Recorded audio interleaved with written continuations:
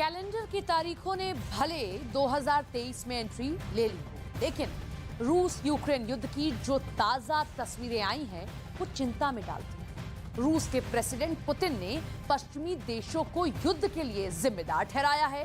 नए साल के अपने संदेश में पुतिन ने जो कहा है उसे आपको भी जरूर सुनना चाहिए। इस स्पेशल रिपोर्ट में देखिए कि पुतिन की प्लान 2023 आखिर क्या है।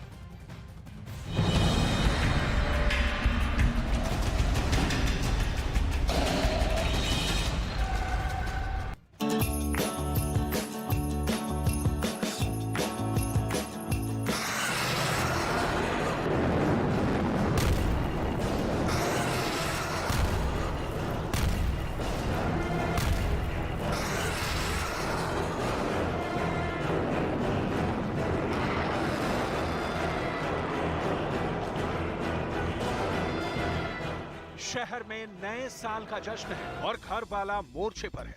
Потом мне иногда помогал делать уроки. Я ему иногда помогала.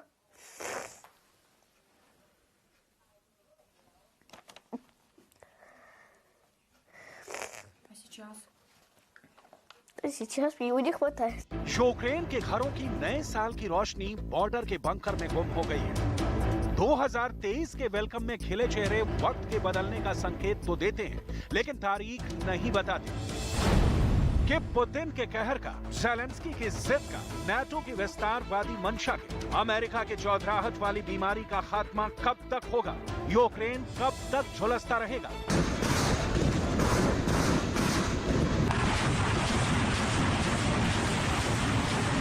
रूस के राष्ट्रपति पुतिन रूस यूक्रेन जंग के उस मुकाम पर खड़े हैं जहां बलशाली भी कभी कभी हार जाता है।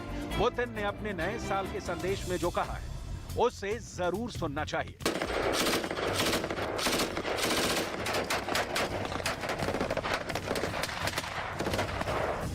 कम से कम लाख लोगों की मौत का जिम्मेदार पुतिन ने पश्चिम को बना दिया, पश्चिम को दुनिया का दुश्मन ठहरा दिया और यूक्रेन पर हमला रूस की मजबूरी बता दिया। पुतिन की बातों में बहुत कुछ सही है, लेकिन पश्चिम रूस पर प्लान की तैयारी कर रहा था।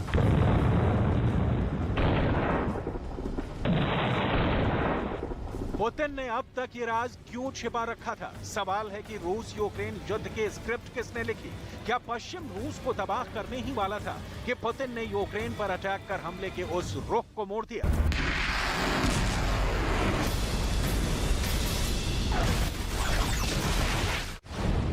क्या हुआ था 24 फरवरी की रात जब यूक्रेन रूस की मिसाइलों से थर्रा उठा था?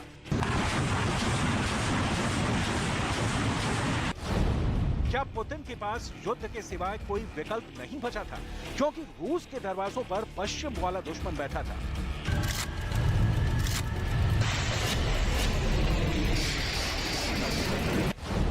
क्रेमलिन के बंद कमरे में पुतिन को रूस की खुफिया एजेंसी केजीबी ने ऐसा क्या बता दिया कि पुतिन ने मिसाइल मारने का ऑर्डर दे दिया?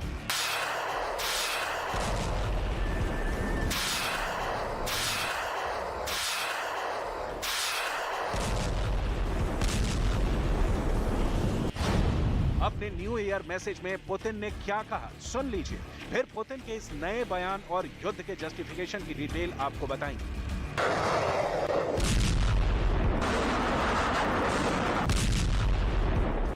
Это был год трудных, необходимых решений, важнейших шагов к обретению полного суверенитета России и мощной консолидации нашего общества. Это был год, который многое расставил по местам.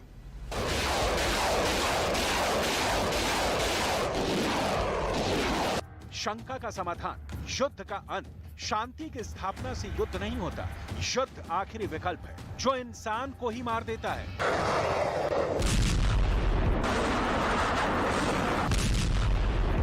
उसकी सोच से संघर्ष के सारे रास्ते बंद कर देता है। पुतिन की पश्चिमी देशों के चलते युद्ध ठानने की मजबूरी वाली पॉलिसी का नतीजा क्या है, उसे देखने के लिए यूक्रेन के मोर्चे पर जाने की जरूरत नहीं। इस 9 साल की बच्ची विका सेमेन्का की नए साल की विश सुन लीजिए। विका सेमेन्का के पिता अपने देश रूस के लिए यूक्रेन मोर्चे पर लड़ने गए, जहां गोलियों से जख्मी हो सकते हैं, बम से उड़ाए जा सकते हैं, जहां जानलेवा सर्दी उनकी जान ले सकती है। Просила у дедушки Мороза, чтобы папа поскорее вернулся домой.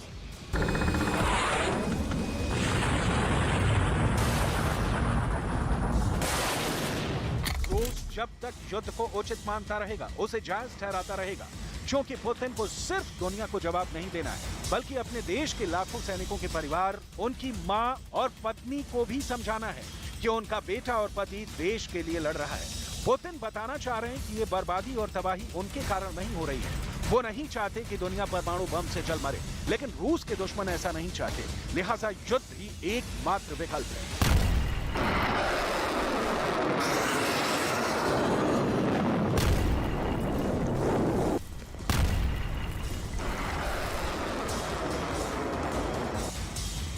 Западные элиты годами лицемерно заверяли всех нас в своих мирных намерениях, в том числе по разрешению тяжелейшего конфликта на Донбассе. На деле же всемирно поощряли неонацистов, которые продолжали вести военные, откровенно террористические действия против мирных граждан народных республик Донбасса. Запад врал о мире, а готовился к агрессии. И сегодня признается в этом уже не стесняясь, в открытую. А Украину и ее народ они цинично используют для ослабления и क्यों इस मोड़ तक पहुंच गई पश्चिमी देशों से रूस की दुश्मनी, जहां एक दूसरे का खात्मा ही इन्हें विकल्प दिख रहा है। असल में युद्ध की शुरुआत की बुनियाद ही यही है कि ज़ेलेंस्की नाटो ज्वाइन नहीं कर सकते। नाटो अमेरिका के नेतृत्व में काम करने वाला शीत युद्ध काल का एक सैनिक संगठन है, जिसमें पश्चिमी देश शामिल है। इन देशों का एक ऐसा समझौता है कि किसी एक सदस्य देश पर हमला पूरे नाटो पर हमला माना जाएगा। इसका मतलब होता है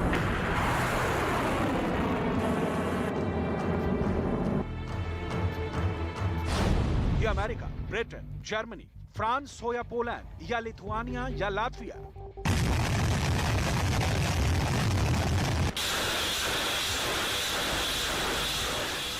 रूस के दुश्मन किसी देश पर हमला नाटो पर हमला होगा। नाटो चाहता है कि उसकी सदस्यता यूक्रेन भी ले ले और ज़ेलेंस्की भी यही चाहते हैं कि यूक्रेन को नाटो का सदस्य बना दिया जाए। पुतिन अपने कान तक नाटो का विस्तार हरगिज नहीं होने देना चाहते और युद्ध जारी है।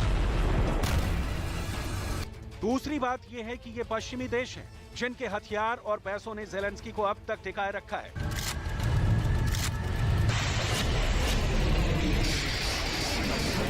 पश्चिमी देशों के नेता कीव दौरे पर जाते हैं, ज़ेलेंस्की को प्रोत्साहित करते हैं कि वो पुतिन के आगे सरेंडर नहीं करें।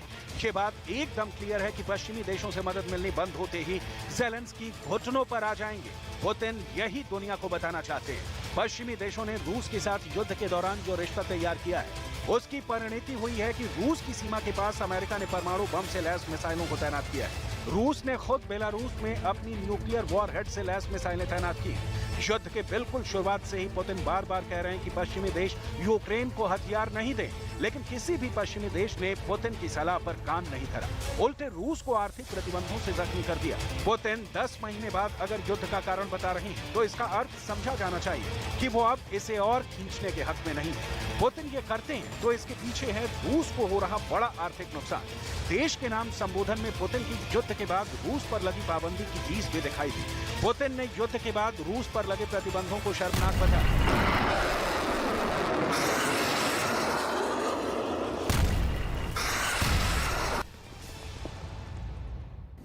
Это был год трудных, необходимых решений, важнейших шагов к обретению полного суверенитета России и мощной консолидации нашего общества.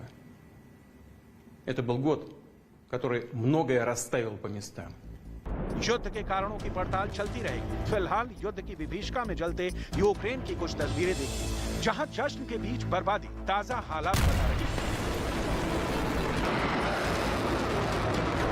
Дорогие друзья, с 2014 года, после крымских событий, Россия живет в условиях санкций.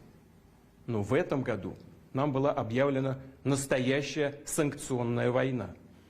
Те, кто ее затеял, ожидали полного разрушения нашей промышленности, финансов, транспорта. Этого не произошло, потому что мы все вместе создали надежный...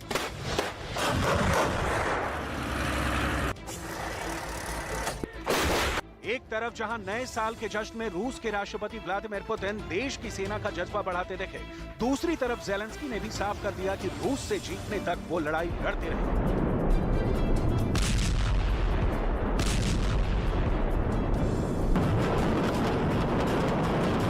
Поранив нас у серце. Ми виплакали усі сльози, прокричали усі молитви 311 днів. Про кожну хвилину нам є що сказати, але більшість слів зайві. Вони не потрібні. Не потрібні пояснення, прикраси. Потрібна тиша, щоб почути. Потрібні паузи, щоб усвідомити. ранок 24 лютого. पुतिन के पास लड़ाई के अलावा विकल्प भी नहीं दिख रहा, और तब तो और जब पुतिन अपने जीते हुए यूक्रेन के इलाकों को भी बचा पाने में सक्षम नहीं हो रहे हैं। खेरसॉन की हार इसका सबसे बड़ा उदाहरण है। आलम यह है कि ज़ेलेंस्की की सेना रूस की सेना को तमाम संसाधनों के बावजूद पराजित कर रही है।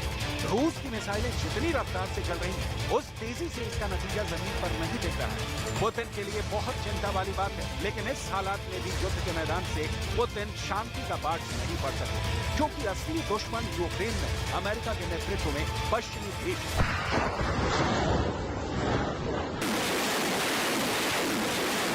В деревню поедет к Ивоне маме, она одна. Ну, хотят с ней вместе, чтобы ей не было скучно. Я дома буду одна отмечать. Ну, на настроения как бы нету. Ну, так, я люблю его. Хочется, чтобы быстрее домой вернулся. Живой, здоровый. जब सैनिक लड़ने निकलता है तो फ्रंट से जिंदा लौटने की आस लेकर, क्योंकि उसके दिमाग में सिर्फ जीत की बुनियाद होती है, जिसकी मंजिल मोर्चा होता है।